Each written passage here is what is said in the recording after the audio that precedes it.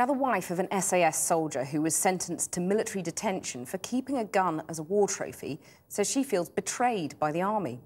Sergeant Danny Nightingale has been sentenced to 18 months in military detention in Colchester after a pistol was found in his military accommodation. Illegal ownership of handguns is, of course, a criminal offence, but the weapon, a 9mm Glock, had been given to him by a group of Iraqi soldiers who he helped train in 2007. Sergeant Danny Nightingale was planning to pass on the pistol, which looks like this one, to his SAS regiment as a trophy. He'd been given it in 2007 by the Iraqi army, but when he returned to Britain in a hurry, colleagues packed it up with his other equipment. A couple of years later, he took part in a charity run in Brazil, but collapsed and suffered brain damage and memory loss. Then 2 years ago, Sergeant Nightingale, now recovered, moved into an army house with a fellow soldier in preparation for being sent to Afghanistan.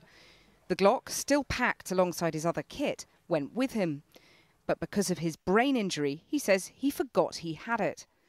While the two men were in Afghanistan, his housemate's wife complained to police that she was a victim of domestic violence. She told the officers that her husband kept ammunition. They searched the military accommodation, and that was when they found Sergeant Nightingale's gun. Well, earlier I spoke to Sally Nightingale and started by asking her whether she had feared that her husband would face some kind of sentence. I never for one moment thought that Danny would be sentenced. You know, it's using your common sense with the law. He isn't a criminal. The police didn't find him guilty of any criminal act, and it wasn't in Danny's memory until that memory was triggered back in Afghanistan last year. So I feel that the circumstances are fairly mitigating. How much contact have you had with your husband since he's been incarcerated in the military detention centre? I've had a couple of phone calls from him. How is he? He's doing very well. He's been well treated in there. They're looking after him. He's obviously very proud of the fact that we're all fighting his cause and that we want him freed.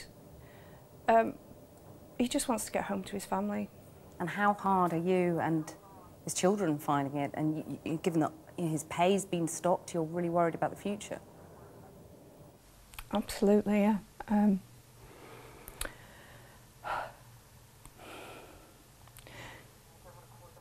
Tell me what's most concerning you now. The children. What do they know? The little one can't sleep.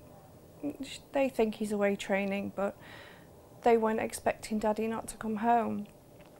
The youngest can't sleep at night. She's up having nightmares and she's sleeping in my bed. My oldest daughter keeps complaining of stomach pains and anxiety type pains. They're always asking when Daddy's coming home.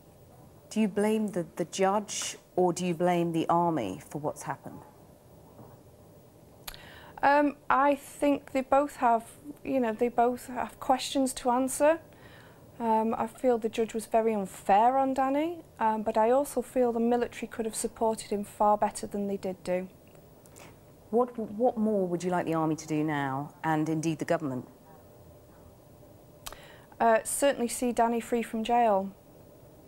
Are you talking to the Defence Secretary or the Prime Minister about this? How far are you prepared to go with this? Absolutely all the way. He should not be behind bars. My husband is not a criminal.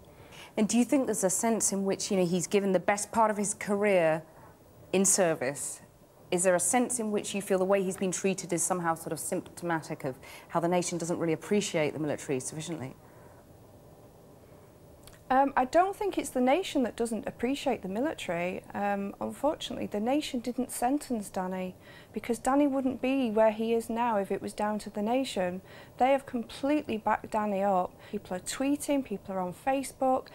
These are people who don't even know Danny. They don't know what kind of person he is. So the nation are 100% behind him. Unfortunately, like I say, they're not the ones that were in the seat in the court-martial last Wednesday. Well, we did ask the MOD for an interview and no one was available to comment.